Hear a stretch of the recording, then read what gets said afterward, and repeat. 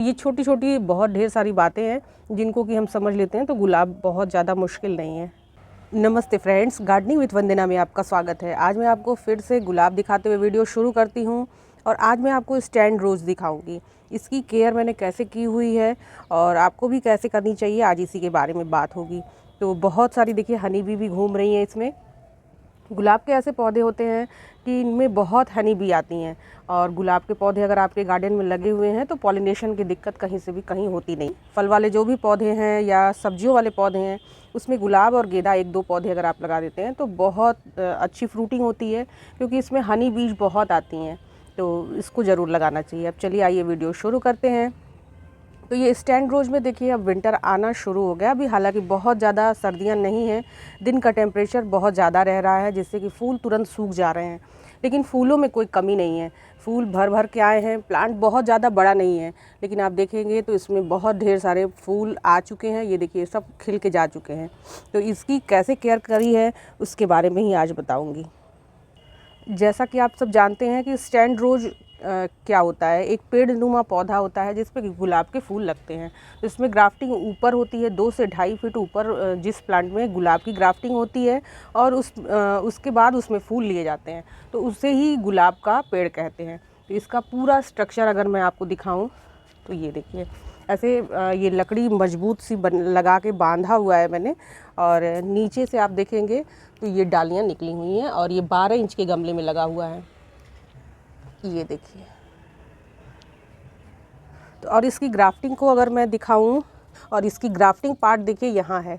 ये देखिए ये है ग्राफ्टिंग, यहाँ ग्राफ्टिंग हुई है और लगभग 2 से ढाई फीट ऊपर का ये पौधा है। देखिए यहाँ लगा हुआ है और बहुत ऊंचाई पर आकर के यहाँ इसकी ग्राफ्टिंग हुई है। तो इसके ऊपर का जो पार्ट है उसमें ही फूल लेना है। और ये जो जितने पौधे निकलेंगे, देखिए ये जंगली पौधे हैं और जंगली जो पौधे होते हैं उसकी पत्तियां थोड़ी पतली होती हैं और जो इसकी टिप होती है कुछ इस तरह से होती है। ये पूरी तरह से खिली देखिए नहीं है, और इसी तरह ये इसकी पहचान है कि पत्तियां थोड़ी पीली लंबी लंबी होती हैं और इसमें 7 पत्तियां होती हैं। तो इन्हें हमें रखना नहीं चाहिए, इसे हम हटा देते हैं। ऐसे इसे हटा देना है या किसी आप प्रूनर से काट करके इसको पूरी तरह से हटा दिया करें। तो ये जो सकर ब्रांच वाली दिक्कत है ये सभी प्लांट्स में आती है, तो केवल स्टैंड रोज में नहीं, जितने भी आपने गुलाब ग्राफ्टेड वाले लगा रखे हैं उसमें नीचे से जिस प्लांट पे ग्राफ्ट किया हुआ है यानी जो मदर प्लांट है उसमें से ये इस तरह से निकलते हैं सकर, तो इसे हटा देना चाहिए। ये अपने आप ही थोड़े अलग से नज़र आते हैं। इनकी जो टिप है देखिए ये बिल्कुल इस तरह से रहती है, जल्दी ये मुँह इसका खुलता नहीं है। पत्तियाँ लंबी लंबी होती हैं और 7 पत्तियाँ होती हैं।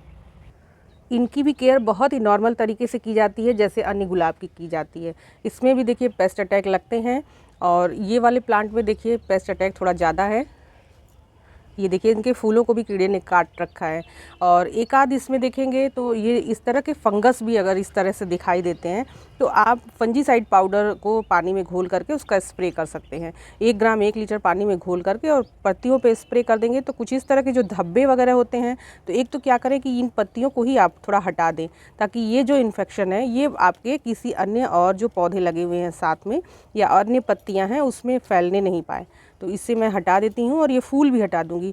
फूलों में देखिए कीड़े लग जाते हैं, ये थ्रिप्स जब लगते हैं ना तो पूरी तरह से प्लांट के जो फूल हैं वो अच्छे से खिल नहीं पाते हैं, तो इसका भी ज़रूर ध्यान रखें। इमीडाक्लोप्रिड का इस्तेमाल किया करें।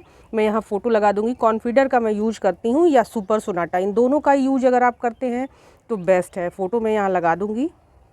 और जैसे जैसे सर्दियाँ आएंगी वैसे वैसे ये सारी चीज़ें अपने आप ही ठीक हो जाएंगी, क्योंकि मौसम का जो ऊपर नीचे का बदलाव है। बहुत अच्छे फूल इसमें आ रहे थे, लेकिन यह है कि जब से ये दिवाली आई है खूब सारे हमने पटाखे फोड़े हैं और पूरा एटमॉस्फेयर एकदम गर्म हो गया है, तो अचानक से मौसम में जो बदलाव हुआ है उसकी वजह से ये सारे ही चीज़ें हैं।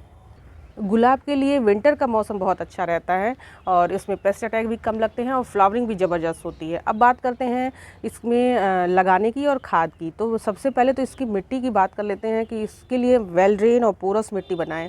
मिट्टी कैसे बनानी है उस पर मैंने वीडियो दी हुई है, बहुत अच्छी वीडियो है। उसे अगर आप समझ लेते हैं मिट्टी बनाना तो गुलाब उगाना आपके लिए आसान हो जाएगा अगर आप मिट्टी में गुलाब लगाते हैं। तो जनरली सारे ही पौधे मेरे मिट्टी में लगे हुए हैं, जैसे पारंपरिक तरीके से उगाए जाते हैं। अब इसमें अब बात करते हैं हम खाद की। तो खाद आप अलग अलग तरह की इसमें खाद दे सकते हैं। विंटर में आप थोड़ी सी भी खाद दे देंगे तो इनका चूँकि मौसम रहता है तो फूल भी बहुत सुंदर आते हैं और बहुत अच्छी इसमें ग्रोथ होती है। तो गुलाब के जो पौधे हैं वो इस समय नवंबर के महीने में, ख़ास करके नवंबर में बहुत अच्छी ग्रोथ ले सकते हैं आप।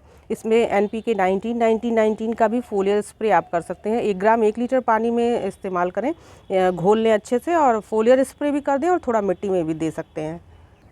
मैं अपने प्लांट के लिए, गुलाब के लिए ख़ास करके एक सुपर मिक्स खाद बनाती हूँ। इसमें बहुत तरह के ऑर्गेनिक खादें हैं और वही मैं हफ्ते में 1 बार डालती हूँ, जिससे कि इसमें अच्छी खासी फ्लावरिंग होती है। और ये पत्तों के जो कीड़े वगैरह हैं, इनको ख़त्म करने के लिए जो फंगस वगैरह मिट्टी में लग जाती है तो साफ फंजीसाइड मैं यूज़ करती हूँ। और ये जो पत्तों में जो कीड़े लग जाते हैं उसके लिए कॉन्फीडर यूज़ करती हूँ। इसका फोलियर स्प्रे आप हर 10 दिनों में अगर 1 बार भी कर लेते हैं तो आपके जो गुलाब हैं वो बहुत अच्छे चलेंगे। और दिसंबर जब आ जाएगा, अभी तो नवंबर चल रहा है, दिसंबर जब आ जाएगा तो धीरे धीरे ठंड बढ़ेगी और जब बहुत ज़्यादा थोड़ी ठंड बढ़ती है तो ये पेस्ट अटैक का ख़तरा भी काफ़ी कम हो जाता है। तो पेस्ट अटैक भी धीरे धीरे कम होने लगेंगे। गुलाब के हर तरह के ग्रोथ के लिए एक लिक्विड फर्टिलाइज़र भी मैं बनाती हूँ, जिसका कि आप उपयोग करते हैं हफ्ते में 1 बार।